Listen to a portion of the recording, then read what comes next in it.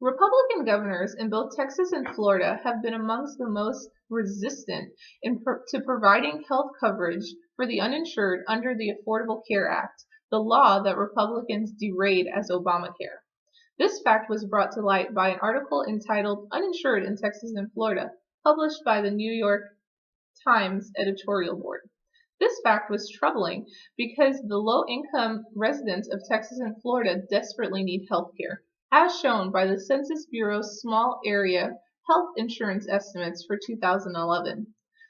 The claims found throughout the editorial are strong and mainly fact-based. However, the editorial has its flaws. Instead of examining the plight of the millions of Americans across the United States, it only focuses in on the uninsured in Texas and Florida. This made it seem as though only citizens of those states are desperate for health care. However, the reality is the epidemic of the uninsured is sweeping the nation. In this speech, I will discuss the alarming statistics of uninsured residents in Texas and Florida and how they will have a hard time getting the coverage they need, but why this claim fails to represent the millions of other citizens across the nation who are uninsured and suffering. How the elected government officials in Texas and Florida are trying to keep residents from getting the help they need by refusing to expand already existing programs. However, this is a position common across the Republican Party as a whole. And finally, the laws being passed in Florida that are making it very hard for residents to get coverage at all. But this is a problem not just in Florida, but across the nation as a whole. The main claim of the article states that the uninsured may have a hard time getting the coverage they need. The author is merely giving his opinion of what he thinks may happen. The claim is backed up with statistics shown by the Census Bureau's small area health estimates for 2011, which found Texas to be the #1 state for uninsured residents under the age of 65, Florida being a close second. This claim was well supported. However, the fact that the Affordable Care Act is such a controversial issue, it is not representative of the millions of other Americans across the nation who are in need of health care as well.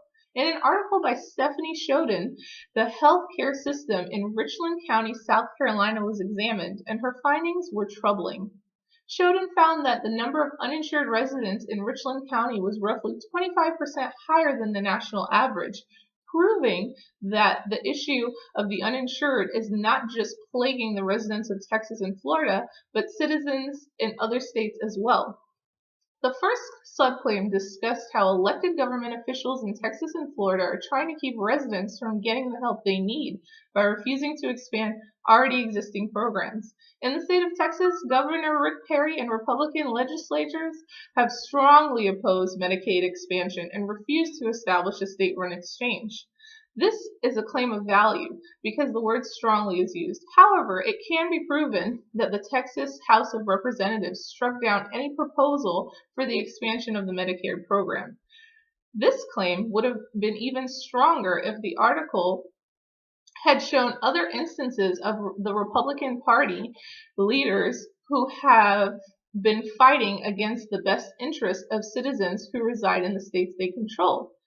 In an article by Li Fang, he cites countless examples of Republican Party leaders across the nation who are fighting to deny citizens the ability to benefit from the Affordable Care Act. The National Republican Senatorial Committee has used their power in the GOP-controlled House to vote over and over again to repeal Obamacare. Fang also pointed out other Republican legislatures who have vowed to defund Obamacare, such as Arizona's Governor Jan Brewer and two-term GOP lawmaker Congressman Jeff Denham. The evidence displays how the article missed out on an opportunity to show the real magnitude of the problem that residents all across America are facing when they reside in Republican-dominated areas. The second subclaim focused on Florida and the Republican-dominated legislature, which recently passed a bill that stripped the insurance commissioner of formidable powers to regulate insurance premiums. This was a very strong and well put together claim. However, it would have been even stronger if the editorial had touched on the countless other Republican leaders who have pledged to use laws in order to prevent the implementation of the Affordable Care Act. For example, 12 Republican senators have pledged in a letter to Senate Majority Leader Harry Reid that they will oppose continuing resolution to fund the U.S. government if it provides funding any further for the implementation of Obamacare. This example proves how the Republicans have used the law as a tool to prevent citizens from getting the coverage they need. In conclusion, I have addressed the key points, cited the evidence from the article that supported that how the article would have been better and stronger if the facts and data used as examples were representative of the nation as a whole instead of just Texas and Florida. Thank you.